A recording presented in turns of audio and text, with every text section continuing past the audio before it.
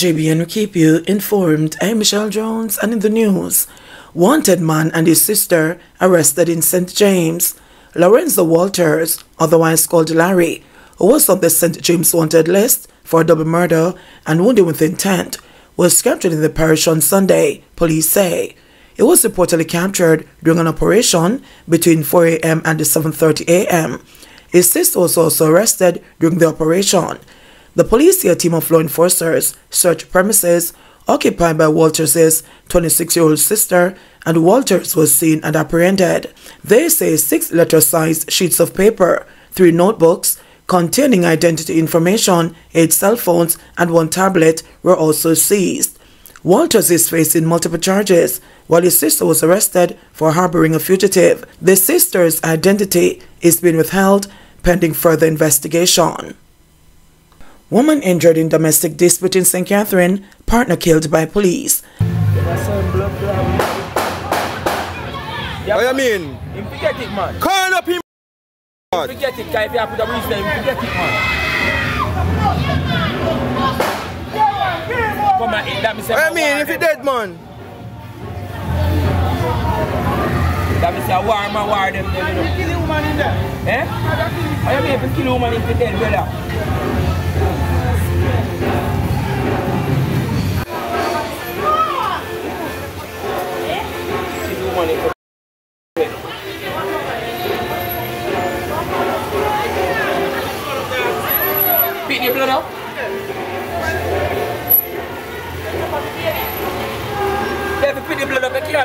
The police have shot and killed a man who allegedly cut a woman's throat with a knife and attacked a policeman in Bendon District, St. Catherine on Sunday. The police reportedly responded to a call about a domestic dispute about 11:30 a.m. and on their arrival, observed the woman with a wound to her throat. Her partner, who was armed with a knife, was also spotted on the veranda. He was ordered to drop the knife, but he allegedly attacked a policeman who took evasive action and fired shots, hitting the man. The injured woman and man were taken to hospital by the police. The man succumbed to his injuries while the woman was admitted. The Independent Commission of Investigations has launched a probe into the matter. Man arrested, gun and ammunition seized in Clarendon. The Clarendon police arrested a man following the seizure of a gun and 2 rounds of ammunition during an operation on Water Lane, Exeter, Clarendon on Saturday. About 12:45 p.m., lawmen were reportedly in the area when they saw a motorcyclist whose actions aroused their suspicion. He was signaled to stop and he complied. The police say he was accosted and searched, and 1.3 revolver containing 2 rounds of ammunition was found in his possession. He was subsequently taken into custody. His identity has been withheld pending further investigation. Partially decomposed body of woman found in Trelawney. The Trelawney police are awaiting forensic results to determine the identity of a partially decomposed female body, which was discovered in Falmouth on Saturday. The police theorized that the woman was murdered elsewhere and dumped at the location where it was found. Reports that the partially decomposed body was discovered in bushes near Foreshore Road in the Trelawney capital by residents who then alerted the police. The law enforcers processed the scene, after which the body was removed to a funeral home. No motive has been determined for the suspected murder.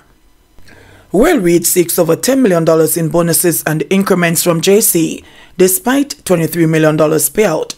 Former Education Minister Royal Reed is seeking at least $10 million in incentive payments and the salary top-ups for his time as principal of Jamaica College, JC, the all-boys high school, is suing for alleged breach of contract.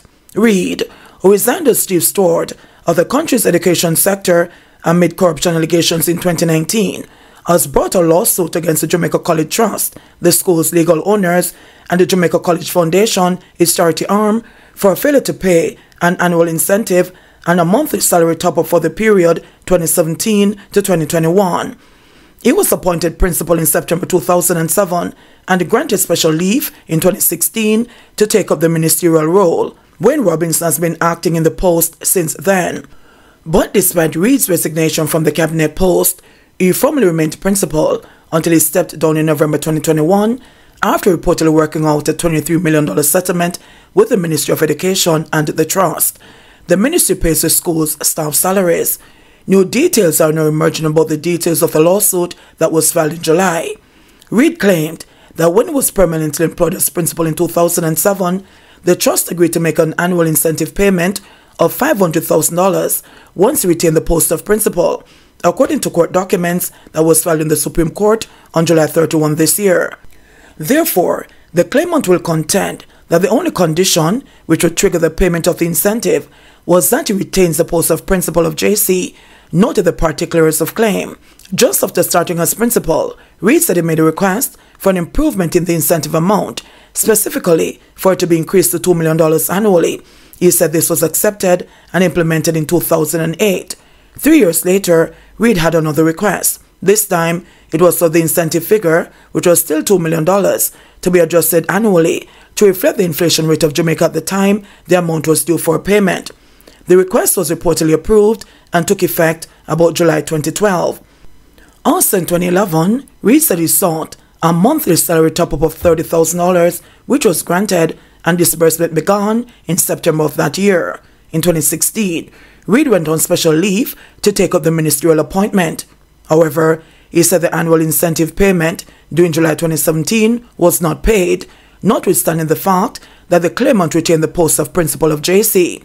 The defendants, in breach of contract, have failed or refused to pay the annual incentive due to the claimant for the period 2017 to 2021, despite requests and demands to make these payments, and as a consequence, the claimant has suffered loss, incurred expenses, and suffered damage, one of the documents said. A series of correspondence between Reed and the JC, dating back from 2006, were submitted to support the claim.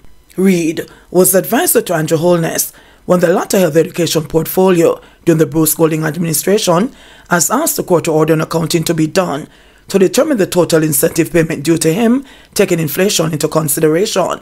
Reed has given the total outstanding salary top-up payments at approximately $1.5 million. Reed's attorney, Matthew McConough James, of the law firm Samuda and Johnson, has said the firm does not comment on clients' ongoing cases.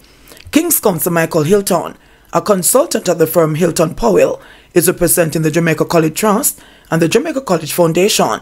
He has declined to comment on the details of the case. Up to October 24, the Court Administration Division said no date was set for hearing of the claim because the matter is still at the initiating stage. It said the defendants have filed the acknowledge of service of the claim form, and the next step is dependent on the further actions or inaction by the parties to proceed with this matter. Up to September 2021, Reed was being paid an annual salary and benefits totaling about $5.5 million from the government for his role as principal. JC was forced into a settlement to head off the concerns around Reed retaking his chair as principal after the Education Ministry rejected a board recommendation for a 5-year extension of his special leave that was due to expire in November 2021. Shortly after the deal, the trust disclosed that it provided $7.2 million and the Education Ministry gave $16.1 million. Police arrest 5 more suspects in Operation Transportation Streamline. 5 more people were arrested in downtown Kingston on Friday as operatives from the Public Safety and Traffic Enforcement Branch, PSTEB, and the Criminal Investigation Branch, CTOC, continued their crackdown on extortion against public passenger vehicle (PPV) operators. Known as Operation Transportation Streamline, the crackdown has resulted in 21 arrests for extortion and breaches of the Road Traffic Act. Operation Transportation Streamline, which was launched on September 4, is a joint initiative involving the police, the Transport Authority, and Island Traffic Authority.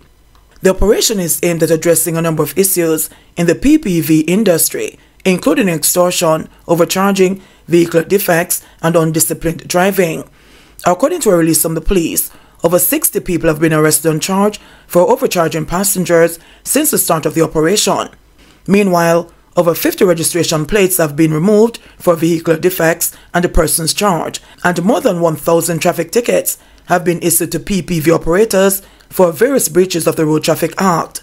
The police are urging members of the public to report incidents of extortion of any sort. Reports can be made to Crime Stopper 311, Police Emergency at 119, or the PSTEB tip line at 876-591-5671. JBN, we keep you informed. Please remember to subscribe, like, share, leave us a comment, and click the notification bell to receive our daily news items.